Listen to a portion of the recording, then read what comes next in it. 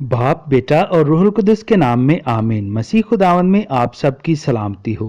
हमारी दुआ है कि आप सब निजात याफ्ता जिंदगी के वारिस बने और यीशु मसीह की तालीम पर अमल करते हुए इस जहान में एक उम्दा मिसाल बनकर जिंदगी बसर करें।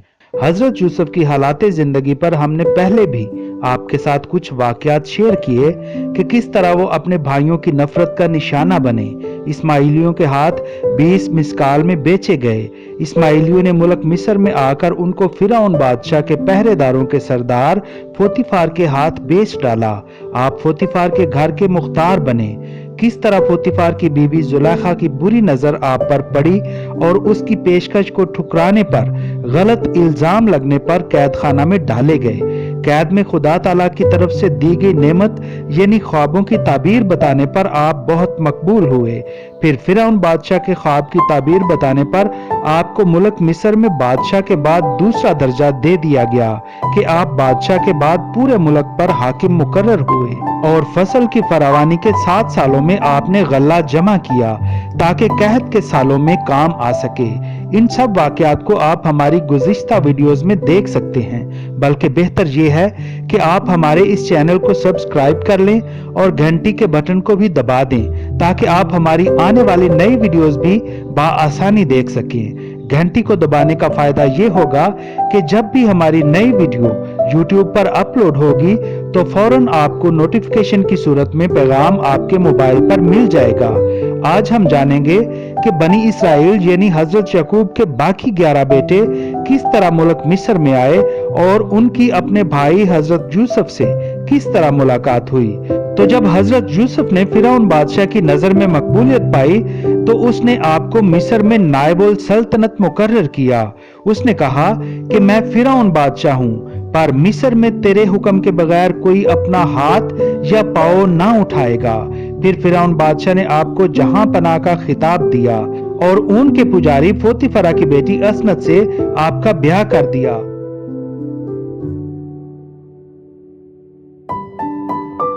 और जिस वक्त हजरत यूसुफ फिरौन बादशाह के हुजूर खड़े हुए 30 बरस के थे, हजरत यूसुफ ने बेहिसाब गल्ला जमा किया और जब रोए जमीन पर कहत यानी काल पड़ा तो लोग चिल्लाए। फिरौन बादशाह ने कहा, यूसुफ के पास जाओ और अपने लिए खाने की चीजें ले लो। और काल ने तमाम रोए जमीन को घेर लिया। तमाम जमीन के लोग मिस्र में हजरत यूसुफ के पास गल्ला खरीदने आए। जब हजरत याकूब को मालूम पड़ा कि मिस्र में गल्ला मौजूद है तो आपने अपने 10 बेटों को मुल्क मिस्र में भेजा कि गल्ला खरीद कर लाएं। चुनाचे वो मुल्क मिस्र में गल्ला खरीदने के लिए रवाना हुए और पहुंचकर हजरत यूसुफ के सामने झुके। जब हजरत यूसुफ ने अपने भाइयों को देखा तो उन्हें पहचान लिया, मगर अपने आप को नावाकिफ बनाया और उनसे सख्ती से कलाम किया। जब आपके भाई आपके सामने झुके तो आपको वो ख्वाब याद आए जो आपने उनकी बाबत देखे थे।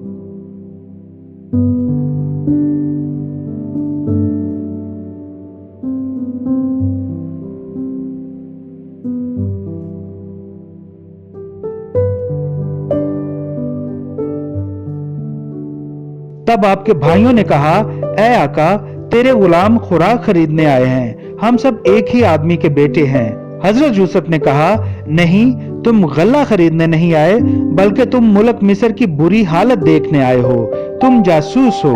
तब उन्होंने कहा, तेरे खादिम 12 भाई मुल्क कुनान में एक ही आदमी के बेटे हैं।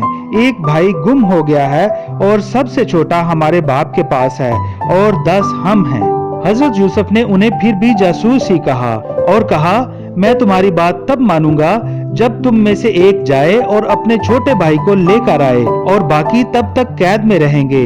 आपने 3 दिन उनको कैद में रखा। तीसरे दिन आपने उनसे कहा, मैं खुदा से डरता हूँ, तुम यूं करो कि एक को अपने में से कैद में रहने दो और बाकी जाओ और गल्ला भी ले जाओ, मगर अपने छोटे भाई को मेरे पास ले आओ ताकि तुम्हारी बाबत साबित हो जाए कि तुम सच्चे हो। बस वो गल्ला लेकर रवाना हुए और हजरत यूसुफ ने उनकी नकदी जो गल्ला खरीदने की रकम थी वापस उनके गल्ला में चुपके से रखवा दी। जब वो रास्ते में थे तो एक ने चारा की खातिर अपने बोरे को खोला तो उसमें नकदी देखी। तब वो सब डरे कि ये नकदी वापस कैसे आई।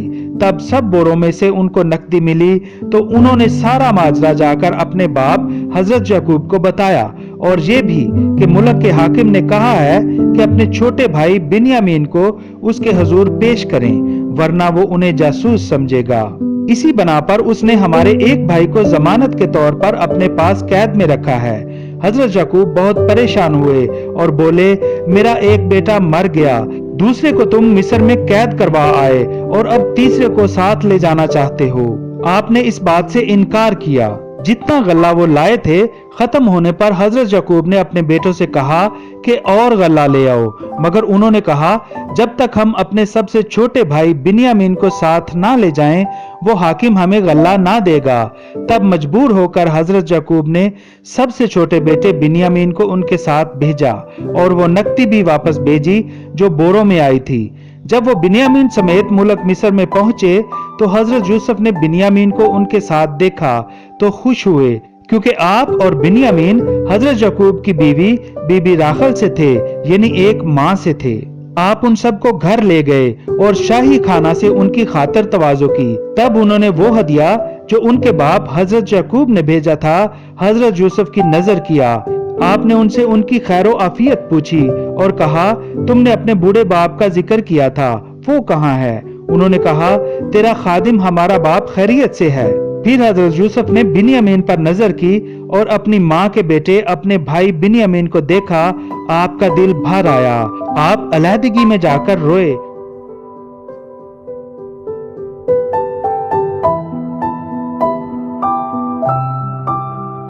और फिर मुंह धोकर वापस आए। आपने अपने दारोगा को हुक्म दिया कि इनको इस कदर गल्ला दो कि ये उठा ना सकें, इनके बोरे गल्ला से भर दो और मेरा प्याला सबसे छोटे भाई के बोरे में छुपा दो। जब सुबह की रोशनी में वो गल्ला से लदे अपने गधे लेकर चल पड़े और वो शहर से बाहर निकले। ज्यादा दूर ना गए थे कि हजरत यूसुफ ने अपने दारोगा से कहा कि उठ और उन लोगों का पीछा कर, और जब तू उन्हें जा ले तो सबसे छोटे भाई के बोरे से मेरा चांदी का प्याला निकाल कर उनको कह कि तुमने ये क्या बदी की कि मेरे आका का चांदी का प्याला चुरा लिया। दारोगा ने ऐसा ही किया और उन्हें जा लिया।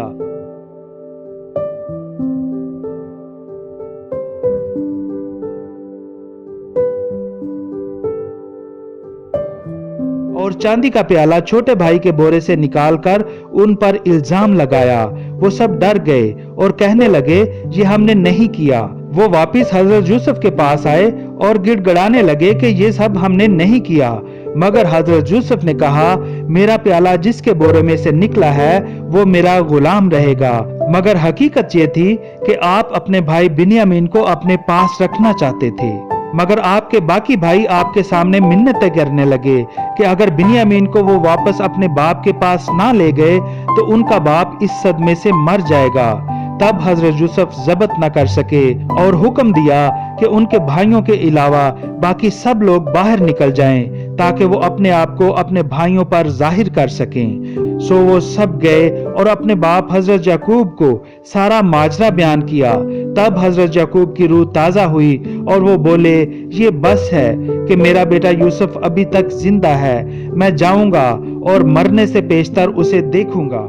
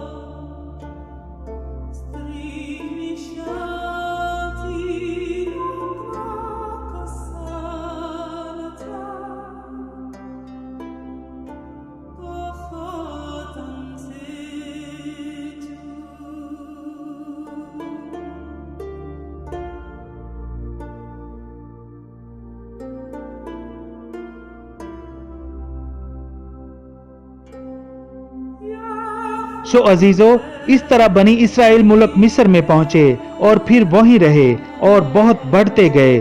फिर हजरत मूसा का दौर आया, गुलामी से निजात पाने की तहरीक चली। हजरत मूसा की फिरौन से तकरार, 10 आफतें, बनी इसराइल का मुल्क मिस्र से निकलना और वादा की सरजमीन का सफर, बहरे कुलजम से रास्ता मिलना, ये सब हम आपको अपनी आइंदा वीडियोस में जरूर बताएंगे। हमारे साथ जुड़े रहने के लिए चैनल को सब्सक्राइब जरूर कर लें। खुदावंद आपके साथ हो। आमीन।